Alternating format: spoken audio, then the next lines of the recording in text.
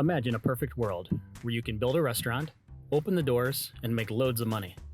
Unfortunately, those days are over.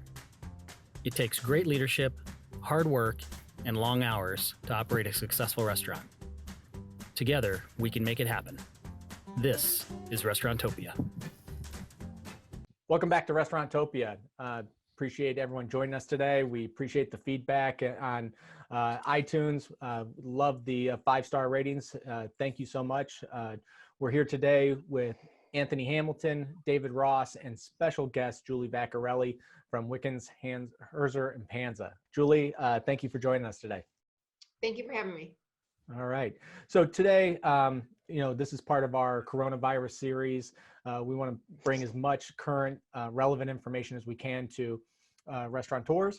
And one of the big issues with the return to work and things hopefully coming back online is how do we get our employees back? What does it look like for employees?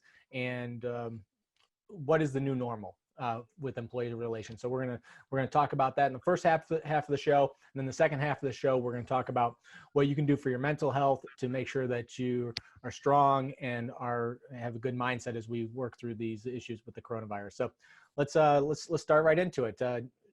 Julie, Dave, Anthony, how do we find people? I closed down my restaurant, and how do I find people? What do you think? Suggestion number one. Anthony, you ready to jump, buddy?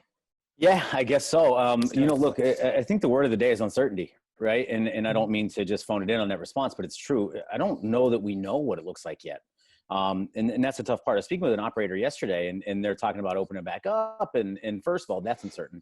And then when they do open back up, are the people going to come out in droves, or are they going to come out slowly like they are in other areas that have opened back up?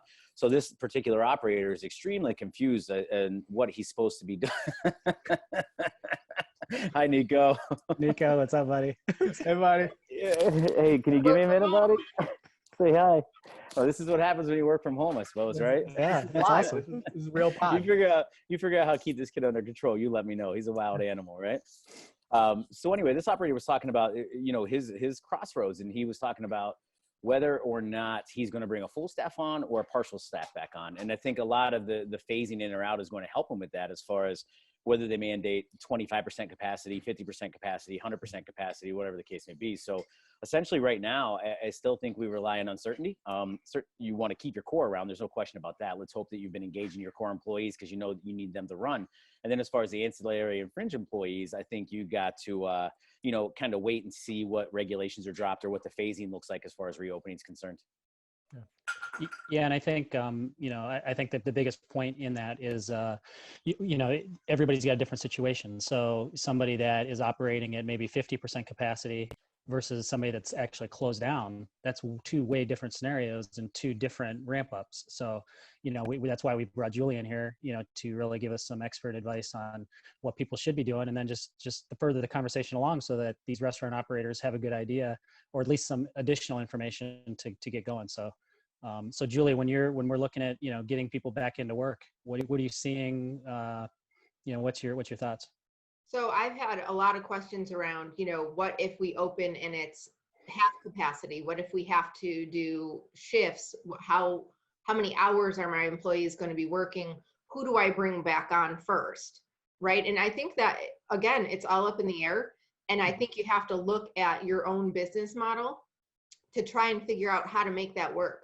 You don't want to incur all the same costs you were incurring before and only making half the profit you were before, right? And that's what everyone's big concern is. The other concern is offering employment to your core employees that you've been engaged with, and some of them aren't going to want to come back. And then what do you do in that scenario? And I think, right now we don't know the answer to that. The best advice I can give is stay engaged with your employees. The core employees that you do need to bring back, keep them in a conversation, test the waters, see if they're wanting to come back, see, if that's something that they're even considering at this point. And if you can bring your entire staff back, that's something to give consideration to, and then your capacity, and you have to weigh those options. If you can't bring your whole staff back, you need to decide who out of your staff you bring back. And I think the biggest thing to stay away from there is you need a legitimate non-discriminatory reason to not offer employment back. And as long as you can meet that standard, I think you can offer employment to whomever you want to bring back. So certainly you can't exclude, at-risk employees, right? You can't just unilaterally exclude them. People over, a certain age, or, that have a condition that would make them more susceptible to COVID. You can't exclude them as a blanket, but it's a conversation to have with everyone. So I've got a question that potentially a lot of operators may have. You're running a restaurant pre-COVID-19, and a lot of times in restaurants, sometimes it's tough to find help and tough to find good help. And we've had these conversations in past episodes about culture and how you can correct those things over time. But let's say you had some bad apples, or some people that in an ideal environment maybe wouldn't be employed there if you had other options at the time, or if you interviewed more. So let's say you've got those that have been laid off along with some really great employees. What advice would you give somebody that is thinking, man, I have an opportunity now to just bring back the great ones and maybe not bring back the people that I felt weren't a fit in my culture or weren't a fit in my operation? Is there a strategy you need to put against that, or what are you seeing, or what would you think on that?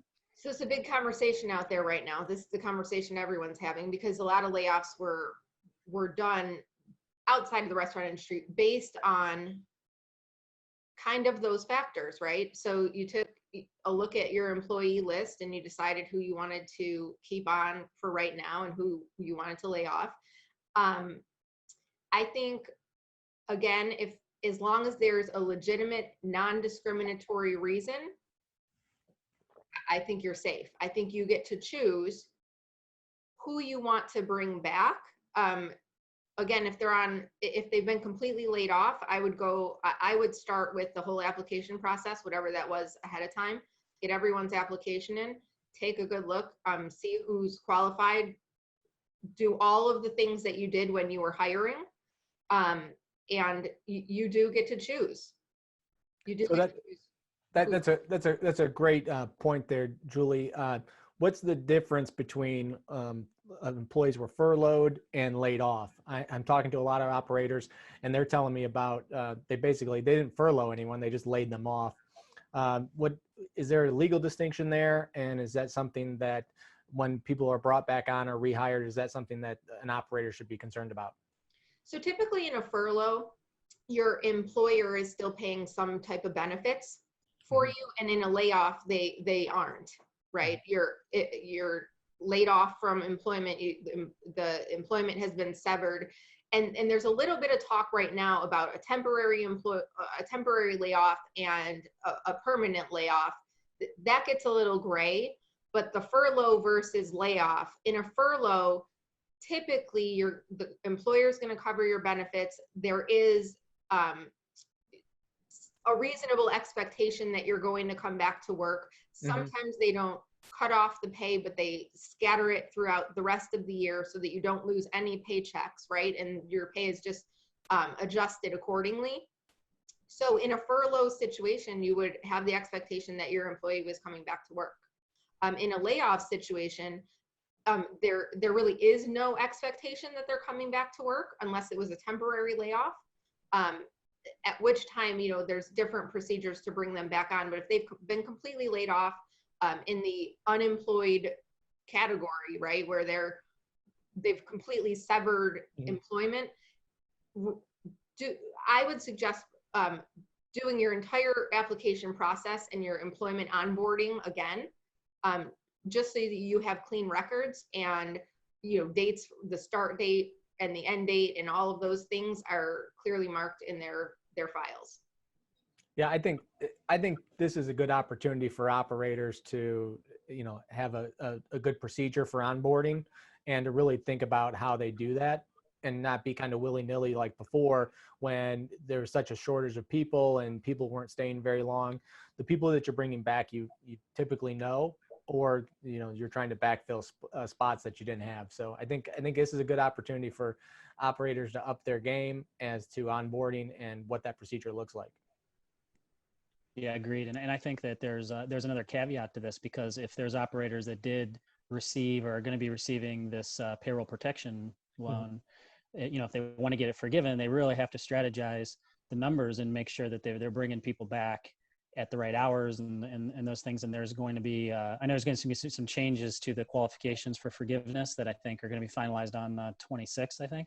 Right now, this is April 21st. So on April 26th, I believe they're finalizing that. And we're working on a webinar, just to plug that a little bit. We're working on a webinar that we're probably going to launch on the 27th live we're bringing Jamie Romano back, our CFO, to talk about those new qualifications for forgiveness as they're finalized, and make sure that people understand exactly what they need to do. Because right now it's tough for a restaurant the way they have it, the way they have it set up. So hopefully they loosen those up a little bit. We'll find out on the 26th and then get that information out fresh to everybody.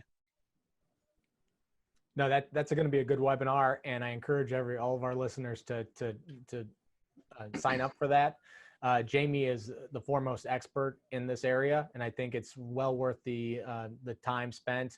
It's one thing to get the loan, which I encourage everyone to go out and apply for the loan that their situation seems fit for, but what do you do when you get the money, and what determines if it's forgiven or not? So you don't want to get this money and then miss out on the opportunity to get it forgiven. So please check that out.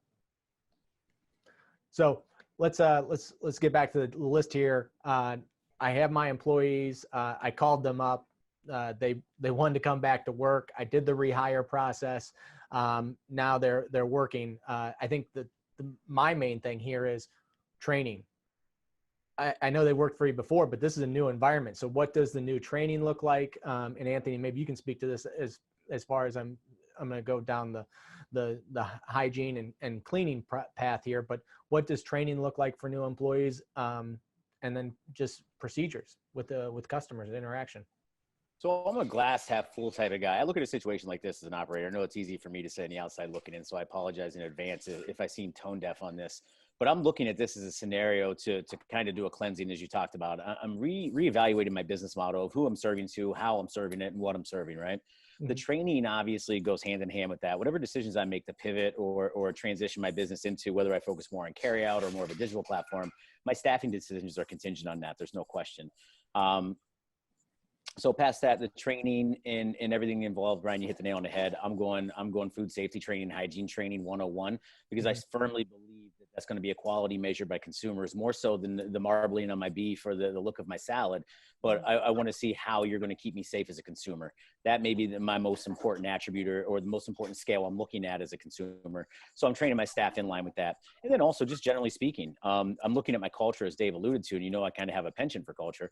I'm looking at my culture and I'm taking advantage of this time and saying, okay, look, like, do I love the way my staff was trained? And if I didn't, then maybe I dial it back and I just do a retraining for everybody. So let's say I get some funding or I'm able to bring my employees back and I got a little bit of downtime where all they're not needed. Is there some way I can train them either virtually through online certification, or is there a way I can train them from a different distance? But with you, I'm training. I'm not stopping training. So I'm covering A to Z. There's no question. Yeah, this is really an opportunity for a restaurant that maybe knew they should have been doing it better, but just because of being in the daily grind and being in the weeds, they just never got to it. This is maybe the only opportunity you're ever going to have to reset. Like, you're going to get one option now to say, I'm going to start from zero or start from diminished, and really make this work moving forward. So I think this is something that operators got to grab a hold of and take advantage. No question. I would take it one step further. I would even delay my opening 2 days, 3 days, whatever it is, have the staff there, especially as you'll hear in the PPP webinar. Like, if the government's willing to pay for that, I let them train, because I think that's going to pay dividends. That's really going to be an investment in your staff and in your procedures on how you train up your team, and really how you're going to be able to survive moving forward. Yeah, no question. So I'm interested, actually. We're talking about, like, how do we bring people back?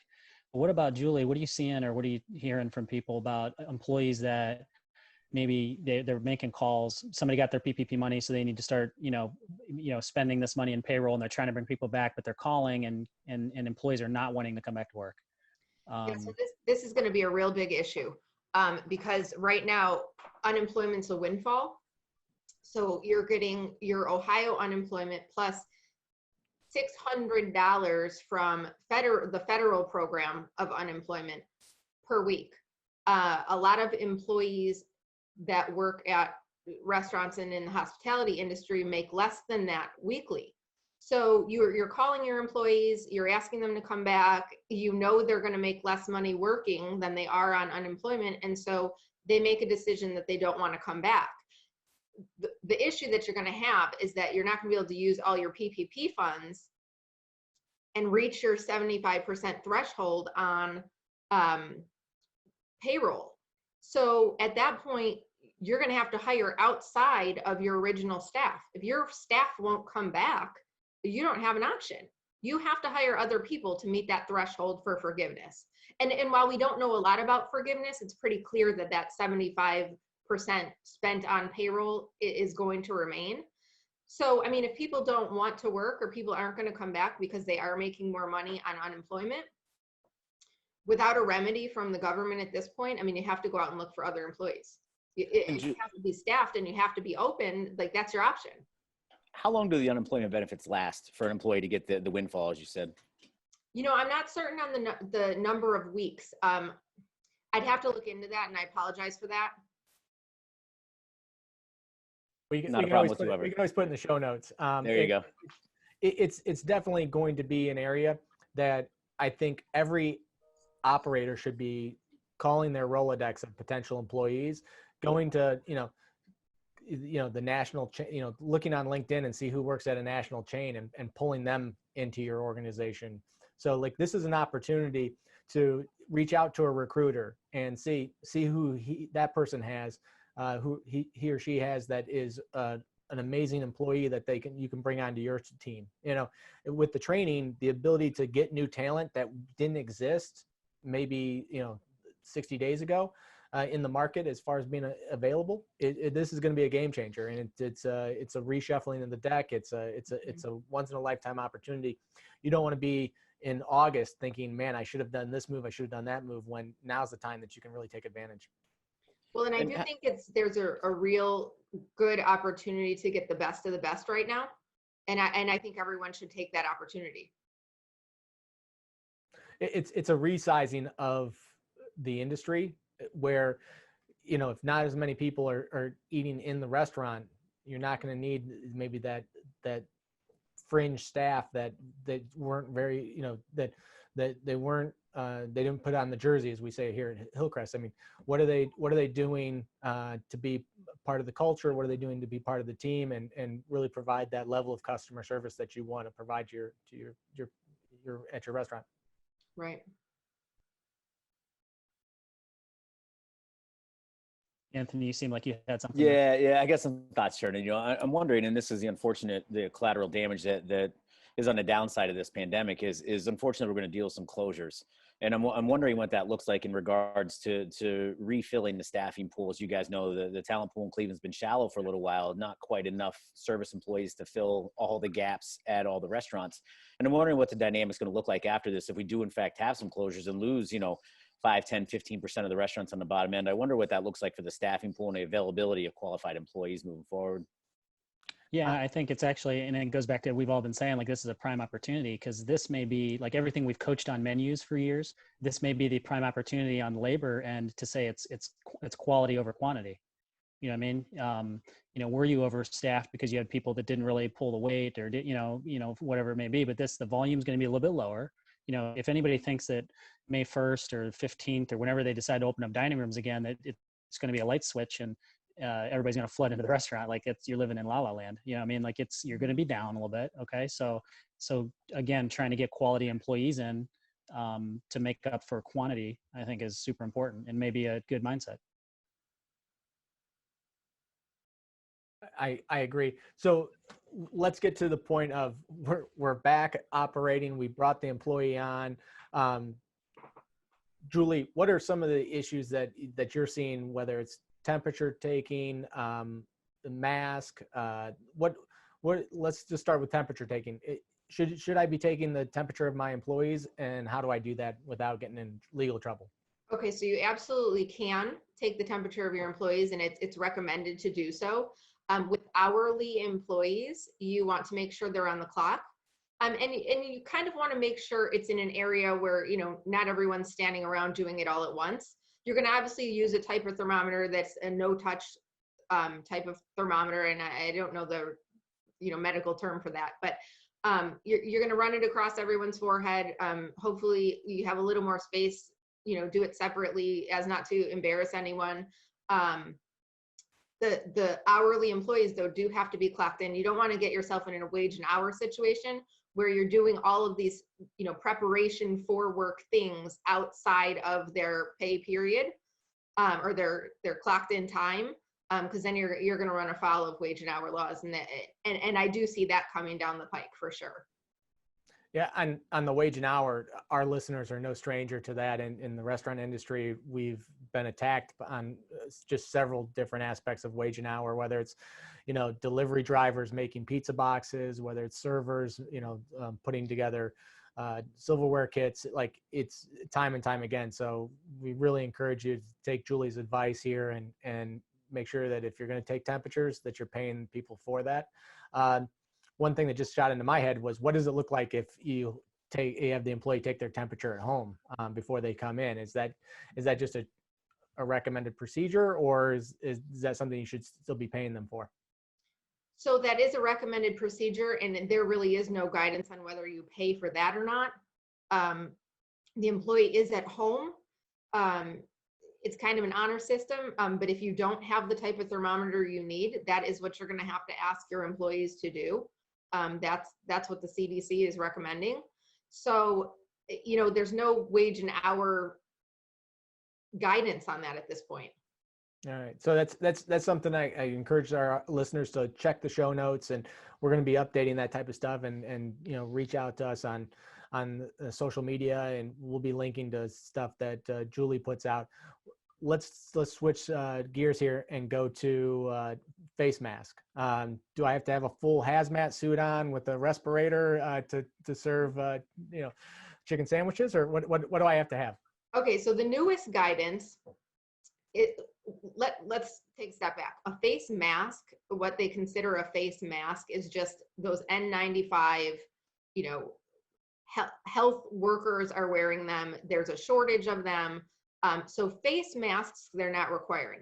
Face coverings, they're suggesting, and New York has required it for any essential workers.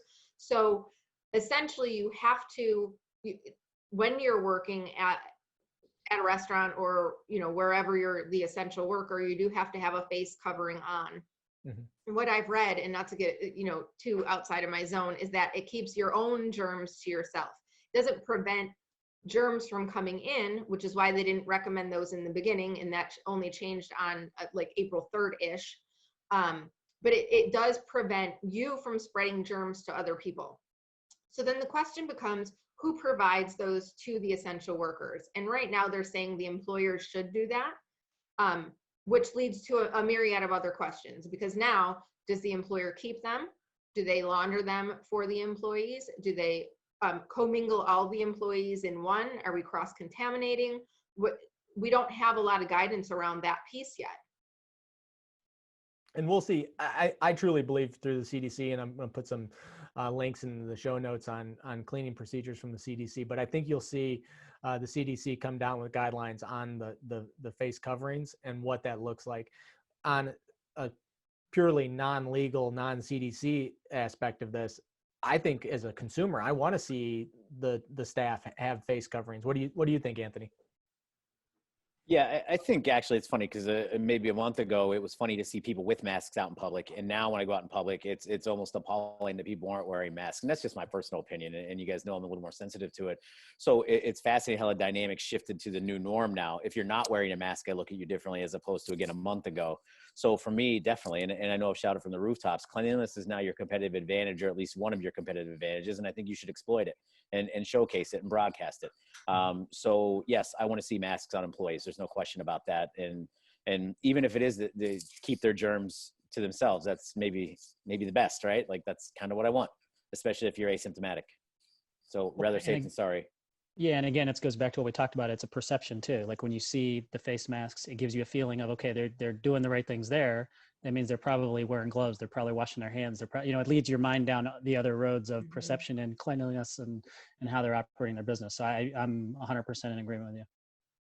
I did see some other guidance on having servers wear gloves. I don't necessarily think that's been mandated or anything yet, but I did read in a couple of different places that might be coming down the road as well. Well, I think we need to probably figure out, like we're talking about the CDC and things like that, but really it's going to be the local and state health departments that really are going to be the ones that they're going to enforce this, right? So what's the Ohio Health Department going to say? What's the county health department's going to say as far as, what a restaurant should be doing? Because those are the people that are going to be visiting these locations and making decisions whether or not these places can operate or not. Yeah. Well, Dave, I can attest from my standpoint, and I instruct in Proctor for food safety training. Ohio's on the up and up and tends to be a notch above the bar as far as food safety and procedures are concerned.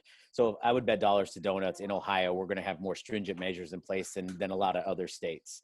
And Julie, to talk about that glove issue for a while, how do you feel about gloves? Because I hate them. I hate gloves. Okay, so this is a personal opinion, not a legal opinion. Medical professionals know how to use gloves. The rest of us use them like our hands. And it's easier to wash your hands than it is to take off the gloves because you don't do that. You think your hands are being protected. That's not the purpose of the glove. Thank you. Yeah. It's kind of like the mask where we're keeping our germs to ourselves. But it's funny because people get that false sense of security because their hands don't feel dirty. So they don't change the glove. Their hands are nice and clean, but the gloves, on the other hand, are cross-contaminating left and right. And it scares me, quite frankly. But you're also talking to a guy that, again, I'm not a huge believer in the gloves. Just because of that reason. There's nothing worse than seeing an employee grab your food and then go grab money and then grab some food again with the gloves on. But again, they don't feel it, so they don't think it's dirty. Yeah, I think this is one of my pet peeves too, as far as it goes back to training and what you expect out of your team and your employees. The bracelet. The bracelet with all the stuff hanging out of it, and you're making the sandwich and it's dragging across my food and it's dragging across like it just makes me want to vomit every time I see that. So like the more you can train people up on, cleanliness and this is our procedures and, I don't need the friendship bracelet you had since the third grade that you've been wearing for the last decade, slapped all over my sandwich. So like, well, Brian, the good news is that's actually not by health code standards. You're not supposed to be wearing bracelets, only a wedding ring and post earrings. That's all you're truly allowed as far as the jewelry world is concerned. So you could always, turn them in, I suppose. I don't know, but they shouldn't be wearing that. But to your point, it does go back to training. And then not only that, but monitoring your training and upholding the system and making sure employees are accountable, because that should be handled by a manager. And I also think the make it or break it for a lot of these restaurants is going to be cleanliness now, right? Like we were discussing, I think if you go into a restaurant and you see something that turns you off, I don't think you're going back there anymore, right? I think the tide is going to turn on that. So I think restaurants need to be very mindful of their procedures and practices and what it looks like to the consumer. I think that's going to be really important. Yeah, we should have Julie on our last episode. Yeah, if you guys want to hear an earful on cleanliness, go rewind back to the episode previous to this. We kind of let you have it. Yeah, no, we are firm believers in making sure that the establishment is 100% clean. I mean, if anything good comes out of this pandemic, it will be the new normal is going to be cleanliness. And we kind of coined it, Julie. It's no instant pink eye.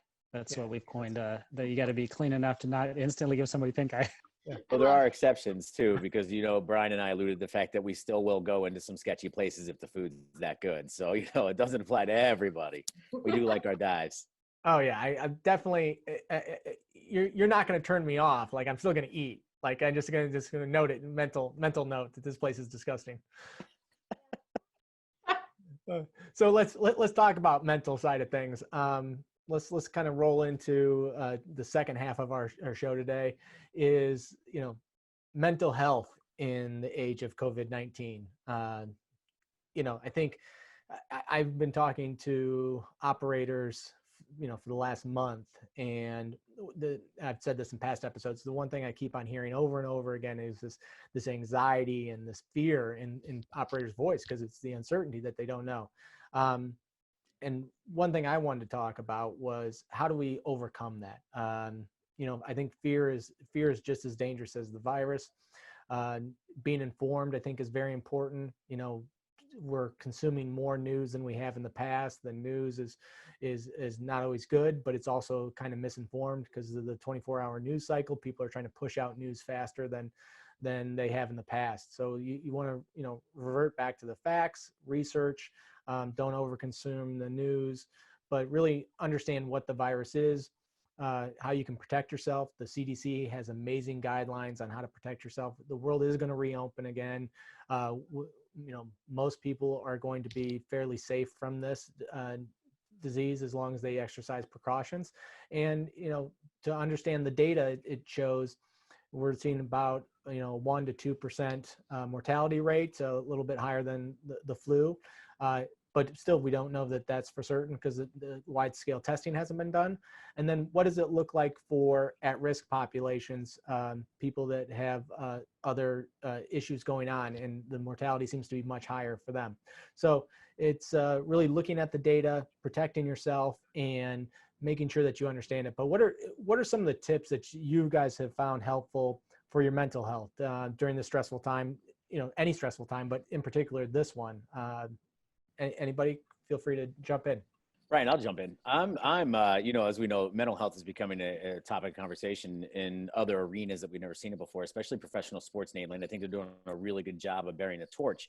And you have these quote unquote manly and macho athletes that are, saying, hey, look, I'm not healthy, I'm going to go get help. And that's the first thing I would recommend is listen, there's a bevy of counselors and psychiatrists out there that can certainly help you out. If you're feeling some kind of way and you're that dark and depressed, that's certainly me, top of the ladder. Go get some counseling, go get some help. And I think you're speaking of maybe some more like impactful things you can do on your own too, like little exercises. And the one thing, Dave, you remember we went to that one webinar in Michigan, and the gentleman said when he's feeling bad, what's he do? And he goes downstairs and greets customers, right? And I think that's cool. So you may not have that option per se face-to-face, but you could still engage in social media, or you could still do curbside delivery. And I'm seeing a lot of Cleveland area chefs and owners and operators, they're delivering food by themselves, whereas otherwise that would be a delivery driver. But they're kind of adding that to the mix of the guest satisfaction, saying, hey, look, I'm the owner, I'm going to deliver your food for you. I think that's symbiotic. I think the customers enjoy it, but I think the owners also enjoy getting back to their roots and the core of why they are in the industry in the first place. And that's making people smile through food and service and beverage. Yeah, and Anthony, if you remember that particular operator that we went to go visit for that training, he talked about, I believe, two different things. He said, you go down and you hang out with your staff, or you go out and you hang out with your customers. And he didn't say hang out, but that's essentially like, if you can be around your staff or be around your customers and that doesn't get you in a good mood, you're probably in the wrong business, was basically the message. So, and he also talked about, making a gratitude list, complimenting people. I think he talked about, he would compliment 3 people, if he was, in a little bit of a funk. And these are some things that on the surface may sound corny to people that haven't really done it, but I'm telling you, do this. Like, sit down and, get a gratitude journal. I'm huge on this. Like, if you can't sit down for 5 minutes and jot down 3 to 5 things that you're grateful for each day, like, as hokey as that sounds, or as corny as you may think that is, like, just start doing that and see what kind of effect that has on your life. It's amazing. Super. Yeah. It's unbelievable. Yeah. I am a proponent of a gratitude journal for sure. Mm-hmm. I have a few friends that I trade, and I probably talked about this on past episodes, the gratitude list with, and I've done it for the last 3 years. It has changed my life. It is such a simple thing to do. I have an Outlook calendar invite at 6:30 that tells me, gratitude list. And I constantly am putting that to the front of my brain. And I think that's really important. I think that's one reason it works so well. It really takes away the negativity and focuses your day. How about, one of the things I had on my list was meditation. This does not work for me at all, but I didn't know if it worked for any of you guys. I do as well. Yeah, I do meditate. All right, good. I can't figure it out. I need a shaman or a yogi or something. I can't do it. And let me give you, And Julie, yeah, you probably have something too, maybe, and it might even be similar to this. This is what I learned through meditation is people think that they need to figure out the exact right way to do it when it really has nothing to do with that. It's called practicing meditation for a reason.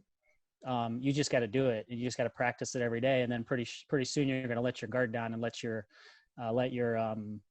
preconceived notions and your issues with yourself and doing things the right way or getting a certain result or feeling a certain way. And pretty soon it's just going to become a daily thing that just gets better and better with practice.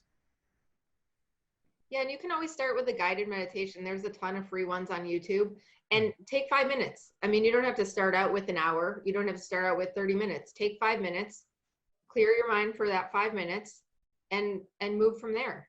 It's a practice, just like yoga or anything else. You have to practice at it. And I think it would benefit people just to shut down their mind for a little while. I think one thing we're learning right now is slowing down isn't so bad, right? It's actually kind of good for my soul is that I'm taking my time doing things. So I think a microcosm of that would be meditation. So there's a lot of interest from my point. I appreciate the advice, guys, because I again think there's some way that you can do it, some silver bullet, and it's going to be a cure-all. And thanks for bringing up the practice part, because I didn't even think about that. Yeah. I think if you take that mindset going into it, I think it'll be a lot easier to come by and a lot easier just to accept, that, yeah, I can do this for 5 minutes for a week. And then maybe week 2, I do it for 10 minutes. And then week 3, I do it for 15 minutes. And, and I think, I've never done a 30-minute meditation session. I'm not that, I don't want to say crazy, but I'm not that into it. But I mean, I'm telling you, a marathon. 5 to 15 minutes a day, every morning. Yeah, it's amazing, and then go right into maybe your gratitude list, and then boom, you're ready to start your day. You should be on fire. And Brian, how long can you sit still and think clearly? Oh, so I've tried it several times. I've used some of the apps, and we'll put some of the apps in the show notes. You have your phone in your hand, checking the news while you're meditating. I sit there and try to think, and I listen to the app, and I try to clear my thoughts.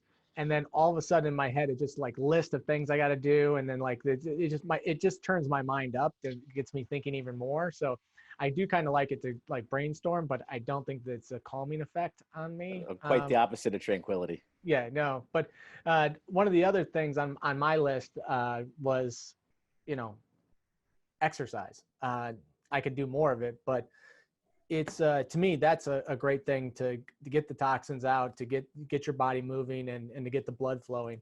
I find that maybe that's my meditation when I'm able to run for 30 minutes. The last 10 minutes of that run, I start to think clearer. I start to become more focused, and I think that's really something, as we're all kind of shut-ins now, that I'd encourage you to get out and run around the neighborhood for 30 minutes or go for a walk or, get some exercise. Yeah, I agree with you. I bought a recumbent bike. I couldn't sit still any longer. And I'm used to working out every day or at least 3 times a week, a couple times a day. So it was really important that I can't just sit around the house in sweatpants. And I feel like a lot of people's mental health is teetering on that.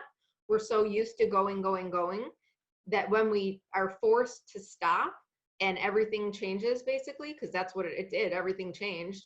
I think it just has a terrible effect on your mental health. Yeah, and I think a lot of people, what's happening is they're now becoming aware of themselves, and they're so busy in their normal lives, but now that things have calmed down and have slowed down, now they're almost more aware of themselves and maybe don't like what they see, and so that gives you an opportunity to say, do I want to make some changes and improve some things, or, am I going to continue, in the fashion that I have? And then that can create depression. I mean, that's an easy way to start depression in someone. Yeah. Not only that, but everything you guys are mentioning are like mini versions of wins, right? So when you're dealing with a big fat L, what this pandemic is, and you've gotten it handed to you multiple different ways, every meditation session, every workout session is a nice notch in the belt as far as exercise is concerned, or a win, right? And you feel good on those wins. I know personally, when I string a couple wins together, now I have momentum and I'm more inclined to develop a habit. And then, obviously go for the pot at the end of the rainbow. That's how I feel anyway. So even starting with something small is what you mentioned, a bike ride or a couple push-ups, it works. And I find exercise to be some of the best therapy, no question. Yeah, we found the difference between me and Brian. Like, I think 10 minutes sitting quiet is nice. He says 30 minutes of running, I think torture. Like, I'm like, I'm going to sit on my ass for 10 minutes. But That's yeah, funny. one other thing I think, we kind of alluded to it with, complimenting people or things like that, but call loved ones. I mean, right now, Yeah. like you may see people prior, now you don't see people as much, or you see them on a video screen, but reach out to family, reach out to friends. I found myself in the first couple of weeks in some downtime, like going through my phone and just texting people that I hadn't talked to in a year or two, maybe people that I knew and were in my life, but just maybe aren't as frequent in my life now. And I just said, hey, how's things going? Like, what's going on? And then, one guy that I shouldn't say used to be friends with, but still friends with, but not as connected day to day. He said, you know what, I got laid off and this and that. And we got into a whole like half an hour text conversation and just said, hey, stay safe. And, so it was nice. And I'm assuming that and it actually happened to me once, like somebody that I hadn't talked to in a few years actually texted me. So that's what kind of spurred me to do that, and it felt good for somebody that I hadn't talked to in a while to go to say, hey, Dave, how are you? Made me feel real good. So I assume that, I'm giving that feeling to somebody else by doing that. So, that's something. And then people that are in your life, parents, grandparents, cousins, uncles, people that maybe, you're used to seeing, but you're not seeing them now, like still have some frequency, and touch people. That's one thing. Relationships in life are everything. I've read in a couple different places, we have to be separate, but we can still be connected, which I really love that idea. We have all this time on our hands that we, complained about not having before, and there's no reason not to reach out to people right now. And I think the connection really is what matters. I feel like when you get disconnected from people, your coworkers, your family, you're at home by yourself, that's when the depression starts to settle in. Yeah, no question. I think one other thing, and Brian, you may have talked about this earlier, but the amount of news and negativity in the 24-hour news cycle, you called it, that's not necessary right now. I mean, there's nothing on the news unless there's an announcement from the governor, but even that, like people watching that every day, I don't know how, I can't bring myself to do that. You know what? Like yesterday they canceled school for the rest of the year. I didn't need to watch it to hear that. You don't think my phone went off with 4 text messages of people letting me know that school got canceled? Like you'll find out. You don't have to sit there and have the anxiety and the fear mongering, of that experience, So that's just personally what I think. But I think what Brian said, like fear is contagious, right? I mean, just as contagious, if not more than this virus, and you see it just spreading all over. Mm-hmm. And I think you have to distance yourself from those type of things. I think being informed is so important right now. The more accurate information you can consume, the better, but don't overload yourself. I mean, you don't need to go onto the CDC's website and read 75 scholarly articles on, pandemics. I don't think that's going to be beneficial to you. Focus on people, your loved ones, call Nana up, talk to her for an hour, call your, friends from college, get in contact with people and connect. Yeah. And I think being self-aware of yourself, is huge. And that's a big, if anybody can start anywhere, is just start paying attention to what triggers you, start paying attention to what makes you feel bad, start paying attention to what, brings you down, and then just try to avoid it. Like if you're on Facebook and every time you see a fake headline or something of you can walk by, somebody 10 feet away and get the coronavirus, and all of a sudden you're like, oh my God, I can get it. Get away from that. Stop scrolling, get out of there. Why keep dragging yourself down? So if you're self-aware and you notice what's triggering you and what's causing depression, what's causing those things, I think that's something that's the start. You got to know what's causing it. I call that organizing my stress, Dave. And when I'm feeling the anxiety or feeling overwhelmed, I take a minute and jot it down. And at the end of the week, end of the day, whatever, I have a list now of things that are bothering me. And then I rank them and then I knock them out. And then guess what? It gets mitigated and it's cyclical. It comes back, but at least temporarily, I know I'm working and adjusting and advancing forward. It's a good feeling. I actually love that. I actually was thinking just keeping mental notes, but the fact that you're literally writing it down and I love that. I think that's a great tip. It's helped me a lot over the last couple of years for sure. That's super interesting. That's the first time I've heard that. And that's such a way to revisit it and say, all right, this isn't really a problem, or this is a problem. And this is the actions I'm going to take to get past it. I think what happens with me, Brian, sorry to interrupt. No, go ahead. maybe I have 2 or 3 things that are really bothering me, and they keep circulating around my brain, and they kind of get inflated and exaggerated. And I'm overwhelmed because I'm like, oh my God, how am I going to do all this? But then when I take the time to put it on paper, I'm like, oh shit, it's only 3 things. Like, okay, good. Now I can get to the root of these and knock them out. But again, if you don't organize them and don't plot them, then they seem like just this herd or swarm of negatives in your head. And that's my best way of getting out of it. No, because sometimes like in your brain, it seems like Goliath, but if you put it down on a piece of paper, you look and you go, that's not as big of a deal as I thought. That's, that's awesome. I love that. I love that. I think this is better advice than any legal advice we can give right now, to be honest. We have to control this fear before we can really get to the nitty gritty of what we need to be doing and moving forward. We have to control the fear first. Yeah. And talking to someone, I kind of go full circle, and I'll give Anthony credit for this one, is, if you need to talk to a professional, talk to them and write the stuff down and talk to someone about it. Because I think, I've gone to counseling in the past. I find it very effective. I encourage all our listeners to do it. I think you can better yourself as a human being and grow as a person. I always say, like, you're not born this amazing, person. You grow and evolve, and you become better over time, and there should be a constant goal to aspire to be a better person. And I think by consuming more quality information and trying to help your fellow team members out and your family, I think that's important. So if you need to talk to somebody, I encourage you to go do that. Drink less alcohol, try to get a lot of water, eat well, and, really focus on yourself. And, it's like the airplane, put the mask on yourself and then help others. So if you're feeling down, focus on yourself, get better, and then, help others when you can. Yeah. And one other thing I wanted to add to this that was on my list was sleep.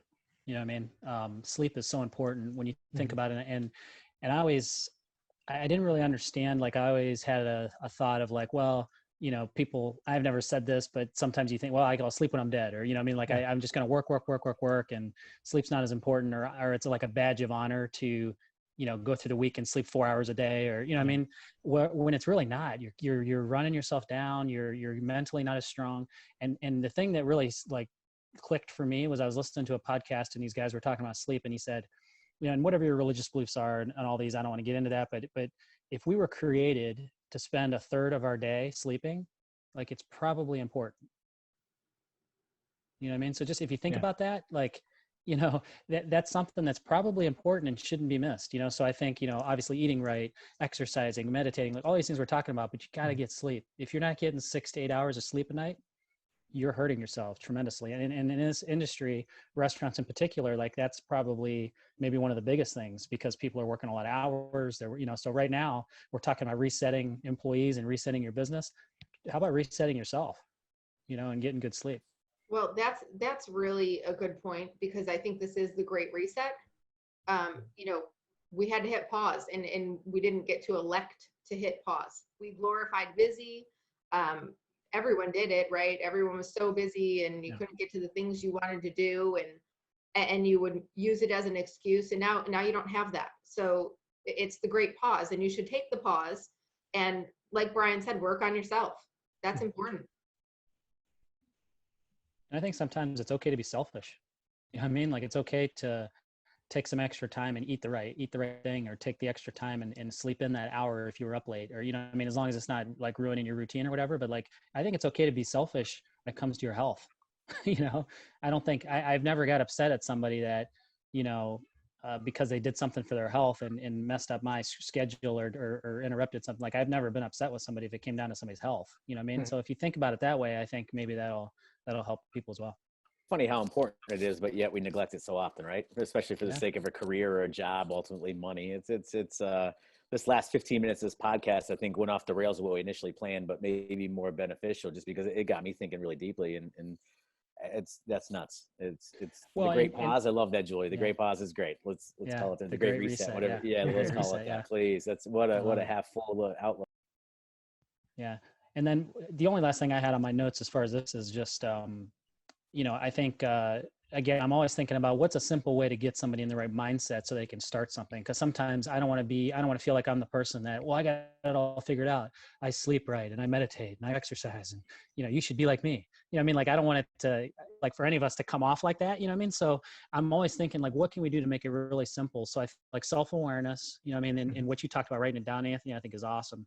But if you put it in the analogy of, if you've got a car, okay, and you're supposed to put a certain type of oil in it, and you're supposed to put a certain grade of gas in it, and you're supposed to get maintenance every 5,000 to 10,000 miles depending on the model, and you do all these things and you're on that for your car.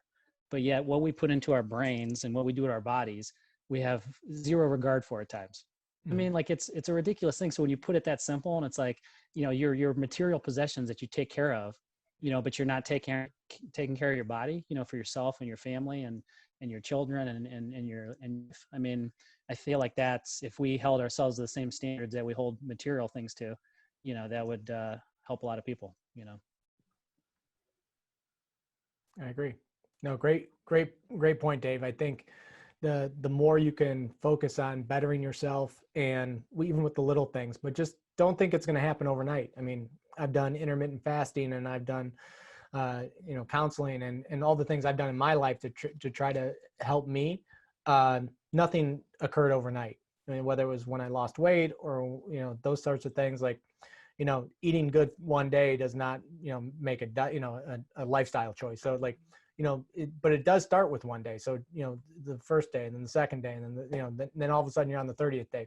Just like we got through, and we're going to get through this pandemic. It's one day at a time, and just keep moving forward, but don't expect instantaneous results. And, focus on yourself, focus on your family, and focus on your operation, and you'll be very good come the summer.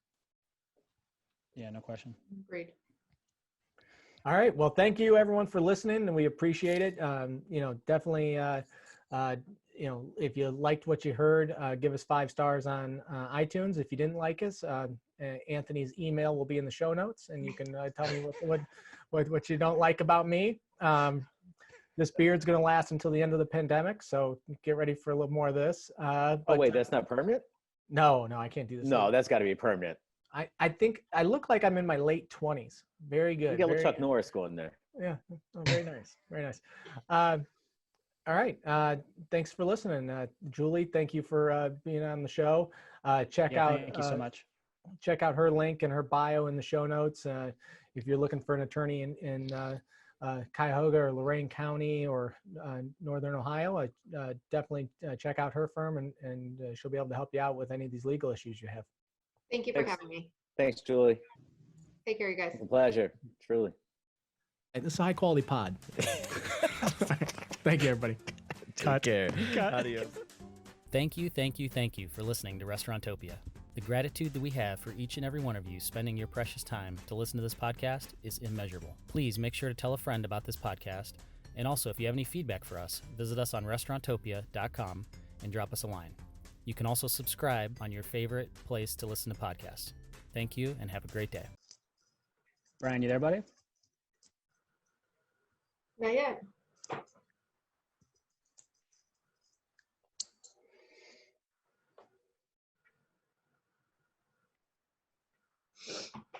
I sound so good today. It's amazing. Oh my God. You do. I mean, like, it's like in stereo. I literally I took a deep breath, like, oh shit, again? You lost me for a while? My Yes. whole computer. Yeah, we just rolled with it. See, we're professionals now. Right. We didn't miss a beat. Listen, we noticed, the audience didn't. I also noticed that you were eating when you came back too. Did you take a lunch break or something? Because No, Jamie brought me town hall. oh, nice. I thought for sure, like, when you left and came back and you were chewing, I'm like, that just ate lunch during the podcast. I'm like, we got a sandwich. Didn't ask us. Lunch